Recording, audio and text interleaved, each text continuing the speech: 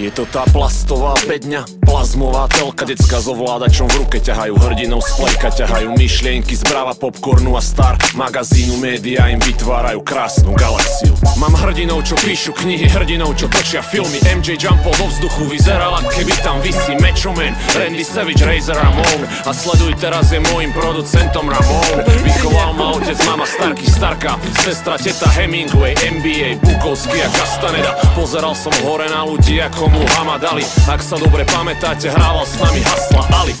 Teraz to majú decka trochu inak, zaujíma ich kýč, hociaká pičovina. Nepoznajú Kinga, bratov Coenovcov, Lynča. Nemám im to za zlé, doba je trochu iná. Zaradia sa, stáva sa z nich konzument a divák. Vestelky sa klepú ako polomrtvá ryba. Robia to, čo vidia, majú nesprávne vzory. Počúvajú jebnutý rap a sú z toho chorí. Vysia ti nad postelou na postoroch, vylezajú denne z bedne, dali ti to, čo si chcel. Poskytnú ti úlevu, keď ti ju treba, povedia, koho sa nebáť, ukážu ti nový smer.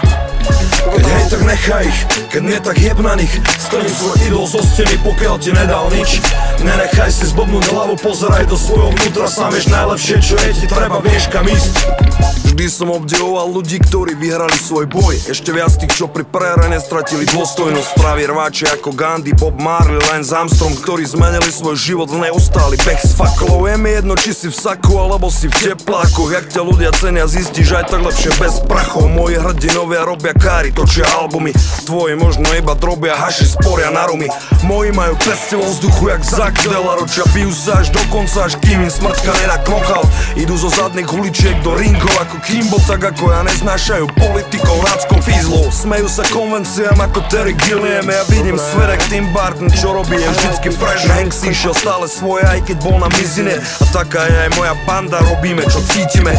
Tí, ktorí sú pre mňa najviac, stoja paradoxne blízko. Mám ich v albume, v mobile, trávim s nimi celý život a celý čas. Dúfam, že im aspoň niečo vrátim trocha. Nechápem, jak sa čím ďalej viac mením na ich obraz. Decka jebu politikov, počúvajú reperov a robia správne, vedia na čom sú, tým volia menšie zlo. Medzi tými kokotmi je oveľa viac fakerov. Je mi z toho zle, že o nás rozhoduje banda kreténov. Vysia ti nad postelou na postoroch, vylezajú denne z bedne, dali ti to, čo si chcel. Poskytnú ti úlevu, keď ti ju treba, povedia, koho sa nebáť, ukážu ti nový smer. Keď hej, tak nechaj ich, keď nie, tak jeb na nich. Strň svoj idol zo steny, pokiaľ ti nedal nič. Nenechaj si zbobnúť hlavu, pozeraj do svojho vnútra. Sám vieš najlepšie, čo je ti treba, vieš kam ísť.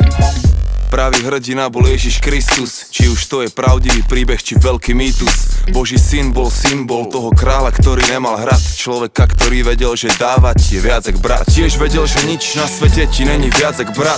Všetci sme súčasť prírody a to je viac jak fakt.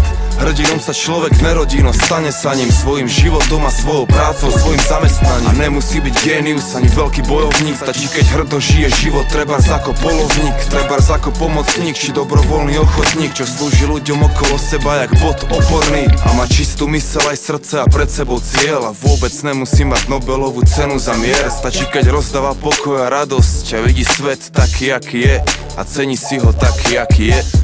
Hrdina je pre mňa každý obyčajný človek, čo zachová si zdravý rozum v tejto chorej dobe a nosí úsmev na tvári a stále hlavu hore a vždy verí, že tie lepšie veci sú na obzore. Hrdina.